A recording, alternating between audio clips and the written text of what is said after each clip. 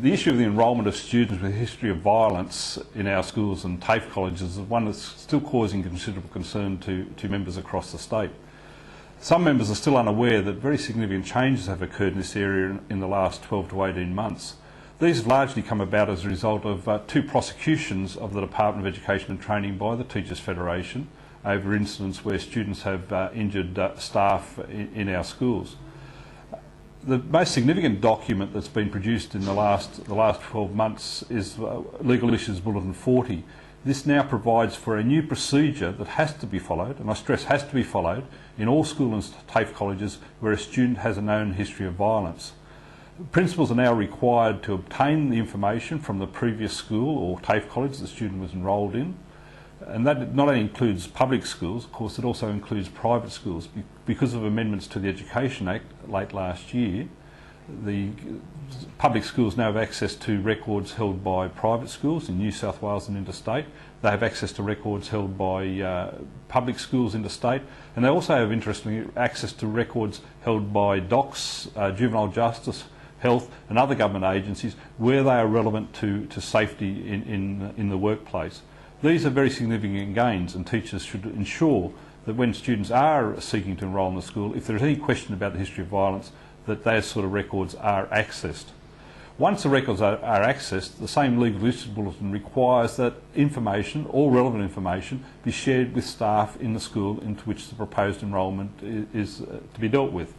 For example, if a principal accesses records from the local primary school, the student perhaps is coming across from Year 6 to Year 7, or accesses records at the Catholic school in the nearby town, and there's information in those records that indicates that student has injured staff in the past or injured other students, or perhaps even damaged teachers' property, because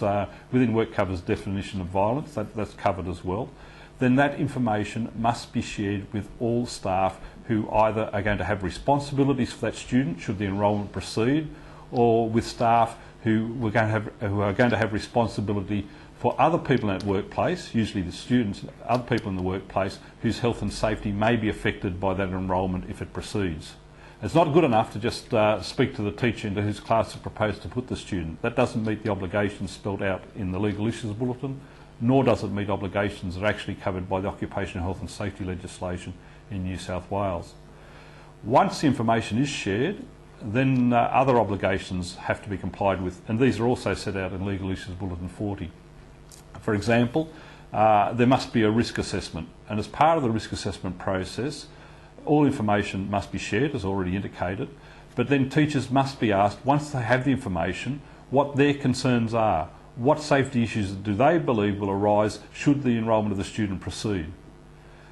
They must also be asked what they think are the appropriate measures that need to be put in place to safely enrol that student. So, for example, if staff believe that the enrolment should only proceed with a teacher's aid, then they should have an opportunity to express that view, and it should be seriously considered.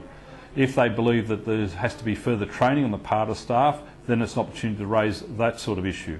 In very extreme cases, and I stress very extreme cases, and we're really only talking about a very small number of students in the state in any 1 year, staff, after examining the information, after considering what the risks are likely to be in that workplace, may form the view that it's unsafe to enrol the student at all in that workplace. If that occurs at your school or college, then you should immediately contact your federation organiser and get further advice about that. But it is possible, and say in a very small number of cases, that may be the outcome. Generally, however, it'll be an issue of what are the appropriate resources that need to be put in place to safely enrol that student in the school.